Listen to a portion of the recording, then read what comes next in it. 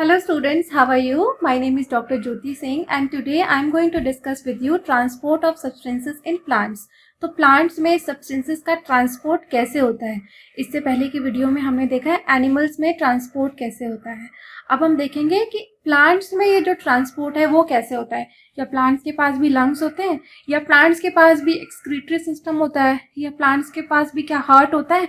जैसे हमने देखा कि एनिमल्स में हार्ट होता है, पंपिंग ऑर्गन, तो प्लांट्स में भी क्या हार्ट होता है। Do plants have heart for pumping water, क्योंकि प्लांट्स एनिमल्स की तो एक फिक्स हाइट रहती है, आपने देखा होगा 6 feet 7 feet maximum to maximum, है ना। लेकिन प्लांट्स तो बहुत लंबे लंबे पेड़ होते हैं, बहुत ऊंचे ऊंचे पेड़ होते हैं। क्या उनके पास भी एक बड़ा सा दिल होता है जो कि उनके वाटर को पंप करता है ज़मीन से ऊपर की तरफ। अगर नहीं होता तो इतने ऊंचे ऊंचे पेड़ों में जो उनकी पत्तियां होती हैं इतनी ऊंचाई पे होती हैं, और आपको पता है उनके पास वाटर का कोई अदर सोर्स नहीं है, वो केवल रूट से ही वाटर को लेते हैं। तो इतना नीचे पानी इतने ऊंची जगह पे कैसे जाता है, कभी आपने सोचा है कैसे? मतलब आपको अपनी बिल्डिंग में 10th फ्लोर पे अगर वाटर चढ़ाना हो तो बड़े बड़े मोटर्स लाने पड़ेंगे। तो प्लांट्स कैसे काम ये करते हैं, तो हम पूरा मैकेनिज्म इस वीडियो में समझेंगे, ठीक है।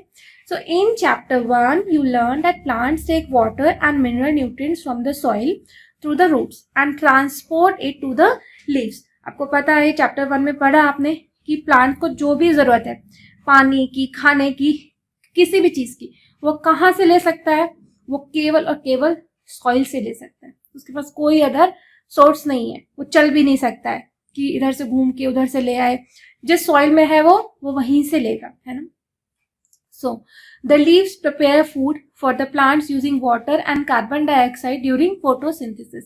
ये भी पता है आपको कि प्लांट्स क्या है, ऑटोट्रॉपिक, वो अपना खाना खुद बनाते हैं with the help of photosynthesis. Photosynthesis में किस किस की जरूरत होती है उनको? लाइट की, कार्बन डाइऑक्साइड की और वाटर की, है ना। इन तीनों चीजों से मिल करके वो अपना फोटोसिंथेसिस की प्रोसेस करते हैं। You also learn in chapter 10 that the food is the source of energy and every cell of an organism gets energy by the breakdown of glucose. तो जैसे हर एक इंसान को खाने, या हर एक इंसान, हर एक ऑर्गेनिज्म को खाने की जरूरत होती है, एनर्जी की जरूरत होती है, और एनर्जी के लिए उसको ग्लूकोज यानी खाना चाहिए। तो प्लांट्स भी अपने लिए एनर्जी की, एटीपी जो है एनर्जी की करेंसी, वो बनाते हैं, और वो भी मेटाबॉलिज्म के लिए क्या यूज करते हैं? ग्लूकोज। और वो भी एनर्जी के लिए अपना एटीपी सिंथेसाइज करते हैं। So the cell use this energy to carry out vital activities of life. तो ये जो एटीपी है, एडिनोसिन ट्राइफॉस्फेट, एनर्जी करेंसी है। प्लांट्स भी इस एटीपी को यूज करते हैं अपने वाइटल फंक्शंस को कैरी करने के लिए, अपनी जो जरूरी चीजें हैं, खाना बनाना, रिस्पिरेशन करना, ग्रो करना, है ना, सीड्स बनाना, फ्रूट्स बनाना, एवरीथिंग, ऑल थिंग्स, ये सब कैसे करते हैं? एटीपी की मदद से करते हैं। Therefore food must be made available to every cell of an organism. इसीलिए फूड हर एक सेल को चाहिए। और फूड बनता कहाँ है प्लांट्स में? पत्तों में, थ्रू फोटोसिंथेसिस, क्योंकि वहाँ ही क्लोरोफिल है, और जहाँ क्लोरोफिल नहीं है वहाँ कोई फूड सिंथेसिस नहीं होगा। लेकिन प्लांट्स की जो रूट्स हैं वहाँ फोटोसिंथेसिस नहीं होती, और रूट्स को खाना नहीं मिलेगा तो वो जिंदा कैसे हैं?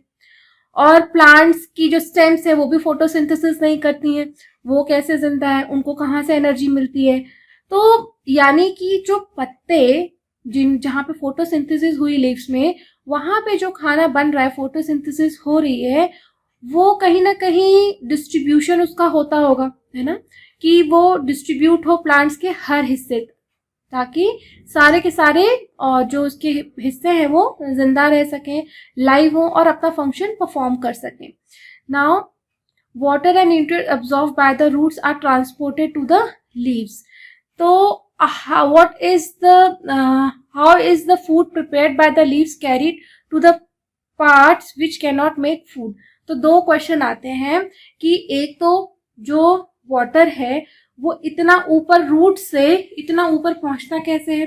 दूसरा क्वेश्चन ये है कि जो ऊपर में लीव्स है वो फूड जो फोटोसिंथेसिस की वजह से बनाती हैं, वो फूड बाकी पार्ट्स तक कैसे पहुंचता है। तो कोई ना कोई प्लांट्स के अंदर एक ऐसी पाइपलाइन बिछी हुई है, जैसे हमने ह्यूमंस में देखा कि पूरी ब्लड वेसल्स की एक पूरा जाल बना हुआ है ब्लड को इधर से उधर ट्रांसपोर्ट करने के लिए। और ब्लड के साथ न्यूट्रिएंट्स को ट्रांसपोर्ट करने के लिए, वैसे ही हो सकता है प्लांट्स में भी ऐसे ही इस तरह की पूरी पाइपलाइन पूरी बिछी हुई हो जो कि वाटर को लेके जाता हो रूट से डिफरेंट पार्ट्स तक, और फूड सब्सटेंसेस को लेके आता हो लीफ से डिफरेंट पार्ट्स तक, है ना। तो ऐसा ही कुछ है, ये बात सच है, ठीक है। तो कैसे होता है transport of water and minerals? Plant absorb water and minerals by the roots. Root से प्लांट्स वाटर और मिनरल्स एब्जॉर्ब करते हैं। यहाँ पे आपको एक ट्रांसवर्स सेक्शन दिया गया है। जब हम रूट को बहुत डीपली कट करते हैं, बिल्कुल पतला से ऐसे कट करते हैं रूट की टिप को, जैसे सपोज ये रूट है, इसको जब आप ऐसे क्रॉस सेक्शन में कट करोगे और बिल्कुल पतला से थिन लेयर क्रॉस करके उसको जब माइक्रोस्कोप के नीचे देखोगे, विजुलाइज करोगे, तो ऐसे आपको रूट की सेल्स दिखेंगी, ठीक है। रूट की सेल्स दिखेंगी, ये रूट हेयर है, ठीक है। और यहाँ से दिखेगा ये रूट हेयर से वाटर आता है और इन सेल्स के बीच में यहाँ पे स्पेसेस रहते हैं, और कई बार सेल टू सेल भी ट्रांसपोर्ट होता है। तो दो तरह का ट्रांसपोर्ट होता है, एपोप्लास्ट और सिम्प्लास्ट, ठीक है। तो ये रूट के स्पेसेस से और एक सेल से दूसरी सेल से होते हुए वाटर यहाँ बीच में पहुंचता है, यहाँ पे, ठीक है, यहाँ पहुंचता है। ये जो होता है, ये एलिमेंट्स एक दूसरे के ऊपर, ये आपको हम टीएस दिखा रहे हैं, ठीक है। जब आप इसको 3D में देखोगे तो इसी के ऊपर बहुत सारी सेल्स लगी हुई हैं, तो एक 3D इफेक्ट आता है, तो उससे एक पाइपलाइन सी बन जाती है। जैसे ये पाइप बन गई है, इसको मैं अगर ऐसे ऊपर से काटूं तो ये मैं हिस्सा आपको ये वाला हिस्सा दिखा रही हूँ, ठीक है, लेकिन ये ऐसे है, ठीक है। तो इससे पूरा पानी का ट्रांसपोर्ट होता है, इसको हम कहते हैं जाइलम, ठीक है। क्या कहते हैं? जाइलम। वाटर और मिनरल्स का ट्रांसपोर्ट रूट से प्लांट्स के डिफरेंट पार्ट्स तक होता है, इसको हम कहते हैं जाइलम, ठीक है। तो जाइलम की मदद से वाटर का और मिनरल्स का ट्रांसपोर्ट होता है, ठीक है। यहाँ पे देखिए रूट्स वाटर को अब्सॉर्ब कर रही हैं और जाइलम के थ्रू पूरे पेड़ तक वाटर और मिनरल्स पहुंचा रही हैं। अब दूसरा क्वेश्चन ये है कि एब्सॉर्ब हो गया और चला गया, यहाँ पे तो कोई हर्ट है ही नहीं, रूट्स का प्लांट्स का तो कोई हर्ट है ही नहीं, तो पंप कैसे हुआ, वाटर पंप कैसे हुआ इतने ऊंचे पेड़ में, जबकि हमारा एक छोटा सा शरीर है, इसमें भी पंप करने के लिए हमें हार्ट दिया है भगवान ने, पर पेड़ों में पौधों में ये कैसे पंप होता है? तो इसको हम, इसका जो मैकेनिज्म प्रपोज किया गया है वो है ट्रांसपीरेशनल पुल। क्या होता है, जब आपने कभी जूस पिया होगा पाइप से, है ना, फ्रूटी पीते हैं, तो उसमें क्या है, जब आप ऊपर खींचते हो, सक करते हो पानी फ्रूटी को, तो नीचे की फ्रूटी अपने आप एक कहते हैं चेन के थ्रू खींचा हुआ आता है, ठीक है। एडहेसिव फोर्सेस रहते हैं वाटर मॉलिक्यूल्स में, तो इसको कहते हैं ट्रांसपीरेशनल पुल। सूरज की रोशनी में बहुत सारा पानी पत्तों के थ्रू पेड़ से उड़ता रहता है, लगातार उड़ता रहता है। उसके उड़ने की वजह से नीचे से पेड़ों में एक ट्रांसपीरेशनल पुल बनता है, ठीक है। और उस पुल की वजह से जो जमीन का पानी है वो ऊपर उठता चला जाता है। तो ट्रांसपीरेशनल पुल की वजह से इतने बड़े पेड़ में पानी नीचे से ऊपर जाता है, वहां कोई हर्ट नहीं होता, वहां कोई मोटर नहीं लगी रहती है। तो ट्रांसपीरेशन पुल की वजह से या ट्रांसपीरेशन की वजह से वाटर जो है वो ऊपर चढ़ता है। अब the root hair increase the surface area of the root for the absorption of water and mineral nutrient dissolve in the water. तो रूट हेयर का काम क्या होता है? They increase the surface area, बार बार, क्योंकि रूट हेयर एक ऐसे रहती है तो बहुत सारा उसका सरफेस एरिया, तो ज्यादा से ज्यादा वाटर एंड मिनरल्स को एब्जॉर्ब कर सके। Fine. So the root hair is in contact with the water present between the soil particles. और ये पतली पतली कैपिलरी लाइक स्ट्रक्चर्स होते हैं रूट हेयर्स, और ये हर एक सॉइल के पार्टिकल से टच में रहते हैं। Can you guess how water moves from the root to the leaves? What kind of transport system is present in plants? तो वही बूजो का सवाल है कि बूजो थिंक्स दैट प्लांट में have pipes to transport water to the entire plant like we have in our homes for the supply of water. तो yes, Boojho का सवाल तो सही है, बट पाइप नहीं है, पाइप लाइक स्ट्रक्चर है जिसको कि हम कहते हैं xylem. Well, बूजो is right Plants have pipe-like vessels to transport water and nutrients from the soil. The vessels are made of special cells forming the vascular tissue. तो vascular tissue होता है plants में. ये vascular tissues दो तरह के होते हैं. एक vascular tissue को हम कहते हैं xylem और एक vascular tissue को हम कहते हैं phloem. मतलब ये दोनों एक तरीके से भाई बहन है. ठीक है, xylem और phloem भाई बहन है. xylem का काम क्या होता है? वो रूट से वाटर को लेके जाता है और प्लांट्स के सारे हिस्सों में डिस्ट्रीब्यूट करता है. वहीं पे फ्लोएम का क्या काम होता है?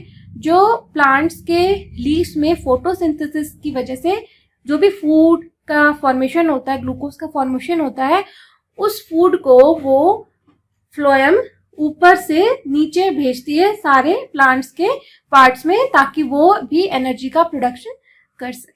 ठीक है, तो ये दोनों ही एलिमेंट्स को, जाइलम और फ्लोएम को एक साथ अगर बोला जाए तो हम कहते हैं ये वेस्कुलर टिश्यूज हैं. Okay, so a tissue is a group of cells that perform specialized function in an organism. Tissue का डेफिनेशन आपको पता ही है कि टिश्यू क्या होते हैं? ग्रुप ऑफ सेल्स जो कि बने रहते हैं किसी खास काम को करने के लिए. Okay, the vascular tissue for the transport of water and nutrients in the plant is called the xylem.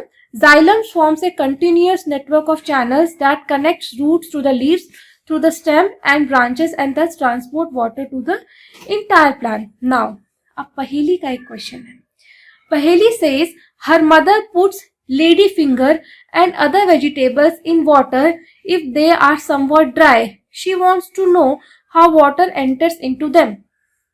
आप पहेली कहती है कि जब कोई सब्जी जैसे लेडी फिंगर, भिंडी सूख रही है तो उनकी माँ उस सब्जी को पानी में रख देती है ताकि वो सब्जी फिर से ताजी हो जाए. तो वो ये जानना चाहती है कि कैसे ये पानी उनके अंदर घुसता है.